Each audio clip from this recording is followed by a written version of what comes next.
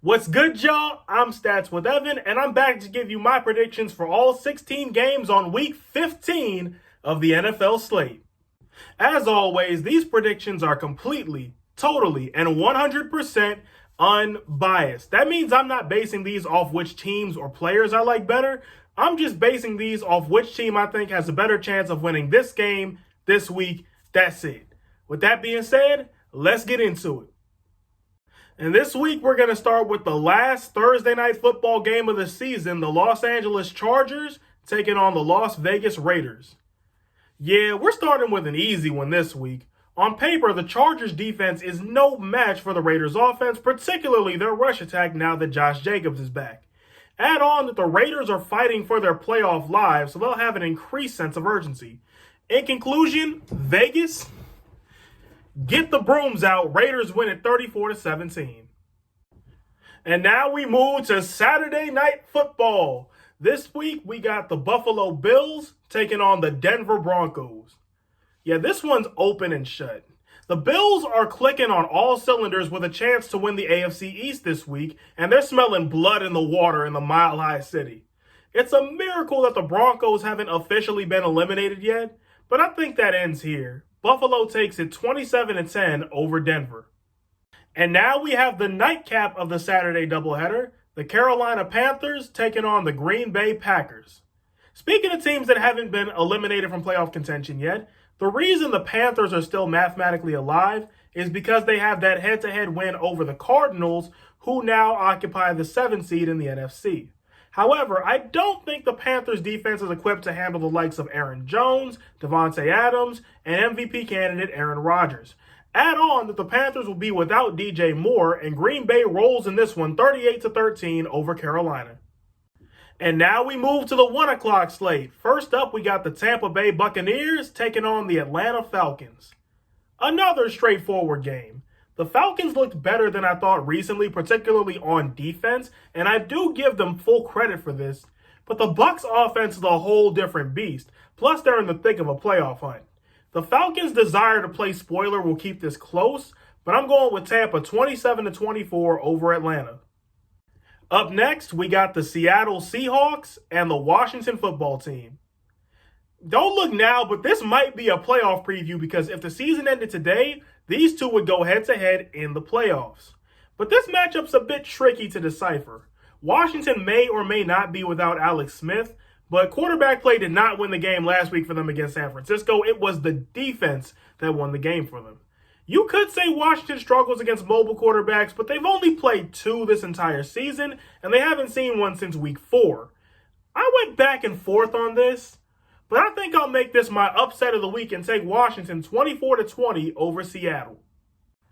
Up next, we got the San Francisco 49ers and the Dallas Cowboys.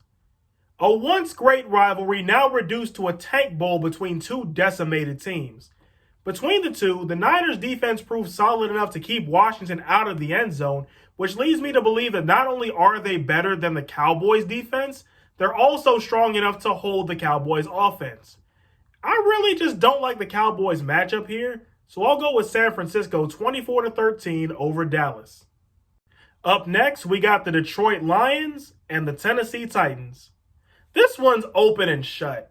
The Titans offense on paper is set to steamroll the Lions defense, and although the Titans themselves don't particularly have the best defense, I'm not sure if the Lions can capitalize with all of the injuries they have.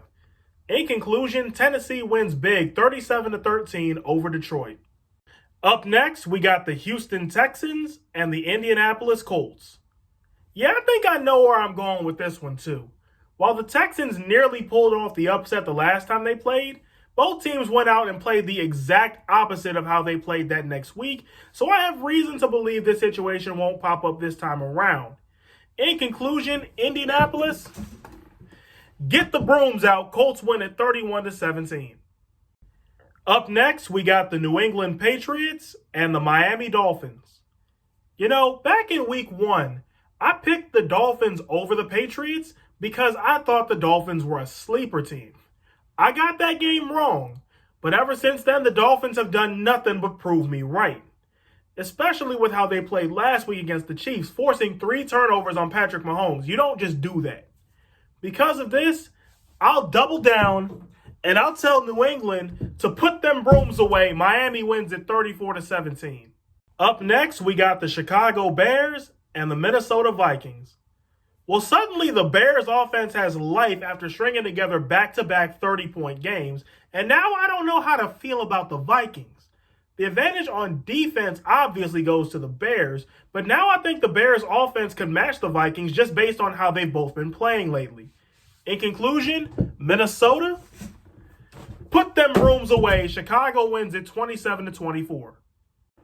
Up next, we got the Jacksonville Jaguars and the Baltimore Ravens. This one's open and shut. While the Jaguars' relentless tank plows on, the Ravens have sold me on them being a legit playoff team based on how they've played the last couple weeks, especially last week's game in Cleveland that was straight out of a Hollywood script. Nothing else needs to be said. Baltimore rolls in this one 45-7 over Jacksonville. And now we move to the 4 o'clock slate. First up, we got the New York Jets taking on the Los Angeles Rams. This one's downright ugly. The only advantage the Jets have here is that they look like a trap game since the Rams go to Seattle next week. However, when we're talking about a team in the heat of a division race, especially a team that's trying to win the best division in football, it's hard to tell whether or not the Seahawks are going to be a distraction here. Because of this, I'll go with LA 27-10 over New York. Up next, we got the Philadelphia Eagles and the Arizona Cardinals. Well, this one's going to be a good one down in the desert. While the Eagles seem to have found a spark behind Jalen Hurts, it may be too little too late for Philadelphia. The Cardinals also seem to have regained their footing after a resounding win in New York, and since the Eagles are on a similar skill level with the Giants, it stands to reason the Cardinals could duplicate last week's performance. For this reason, I'll go with Arizona 27-13 over Philadelphia. Up next, we got the Kansas City Chiefs and the New Orleans Saints. Okay, maybe the Saints got exposed last week, or maybe that game was a trap game in Philadelphia. The Chiefs also didn't play well last week, turning the ball over 4 times in Miami, but the difference is the Chiefs were able to overcome their mistakes. The Chiefs seem to be the more resilient team, they're better on offense, and they're a similar skill level on defense, so I'll go with Kansas City 27-20 over New Orleans. And now we got our Sunday night game. This week we got the Cleveland Browns taking on the New York Giants. I completely understand why this game replaced the Cowboys in primetime. The Browns' offense, even despite the loss last week, looks completely revitalized. The Giants' defense is formidable, but so is the Ravens' defense, and the Browns just put up 42 on them. The Giants' offense is not on par with the Ravens either, so I'll go with Cleveland 31-13 over New York. And last but hopefully not least, we got our Monday night game. This week we got the Pittsburgh Steelers taking on the Cincinnati Bengals. This one's fairly straightforward. With a trip to Indianapolis on the horizon, it's not unreasonable to call this a trap game for the Steelers. However, between the Steelers' defense and the Bengals' offense, I'm not seeing how the Bengals can score here. So Pittsburgh, why don't you go ahead and get the brooms out? Steelers win at 34-7. Well, that's my picks. Which ones do you agree with? Which ones do you disagree with? Let me know in the comments. And until next time, I'm Stats with Evan, and I hope you have a 100% day.